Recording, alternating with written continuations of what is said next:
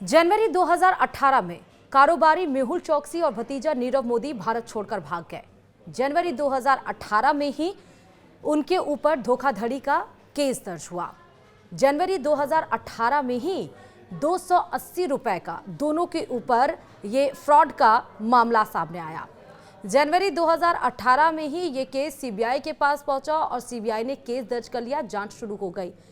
मार्च में भी ऐसा ही हुआ। पीएनबी बॉम्बे स्टॉक एक्सचेंज के पास जाया, उसने अपनी पूरी लिस्ट निकाली और बताया कि 11,000 समथिंग का करोड़ का घोटाला हुआ है। अभी आंकड़ा 2 महीनों की रैकी के बाद पता चला कि 11,380 करोड़ रुपए का घोटाला करके चाचा और भतीजा तो भारत छोड़कर भाग गए हैं। तब से ही भारत उनकी तलाश में लगा हुआ है और आज जो खबर आई है वो चौंका देगी। नमस्कार, आप देख रहे हैं न्यूज़ 18 राजस्थान का डिजिटल प्लेटफॉर्म और मैं हूं आपके साथ श्रुति श्रीवास्तव।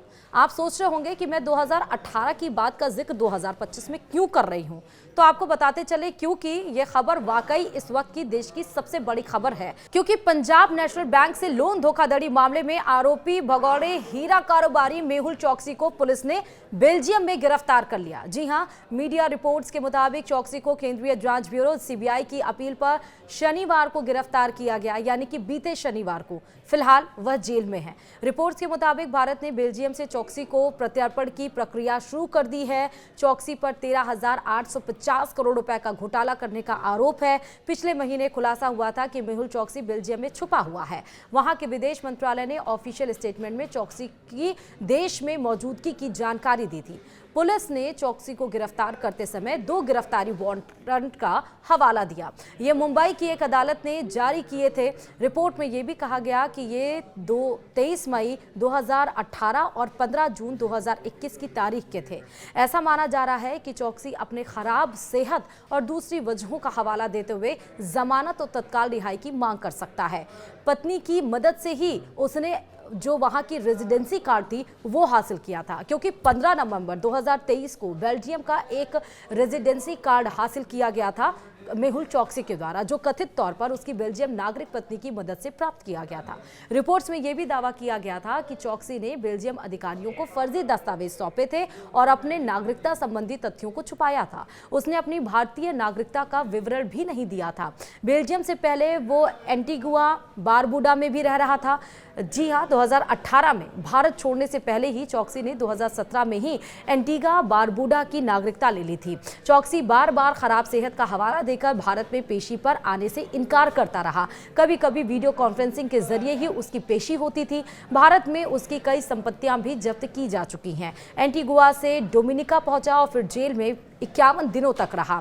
चोकसी मई 2021 में एंटीगा से पड़ोसी देश डोमिनिका पहुंच गया था। यहां उसे अरेस्ट कर लिया गया। सीबीआई की एक टीम उसका प्रत्यार्पण कराने के लिए डोमिनिका भी पहुंची, लेकिन इसके पहले ही ब्रिटिश क्वीन की प्रीवी काउंसिल से उसे राहत मिल गई। बाद में उसे फिर एंटीगा के हवाले कर दिया गया। हालांकि डोमिनिका की जेल में मेहुल चोकसी को 51 दिन गुजारने पड़े थे। यहां उसने दलील दी कि वो एंटीगा जाकर वहां के एक न्यूरोलॉजिस्ट से ट्रीटमेंट कराना चाहता है। एंटीगा पहुंचने के कुछ दिन बाद डोमिनिका की अदालत ने चोकसी के खिलाफ केस दर्ज था उसे खारिज भी कर दिया। अब मीडिया रिपोर्ट के अनुसार चोकसी के बेल्जियम में शरण पाने के लिए फर्जी दस्तावेज जमा किए। उसने अपनी भारतीय और एंटीगुआ की नागरिकता छिपाकर गलत जानकारी दी ताकि उसे भारत ना भेजा जा सके। लेकिन अब सीबीआई की मदद से और यहाँ पर जो जांच एजेंसियां हैं उनकी मदद से मेहुल चोकसी को भारत लाने का रास्ता साफ हो चुका है। अब भारत बेल्जियम और एंटीगुआ के, क्योंकि यह अभी क्लियर नहीं हो पाया है कि वो बेल्जियम एंटीगुआ की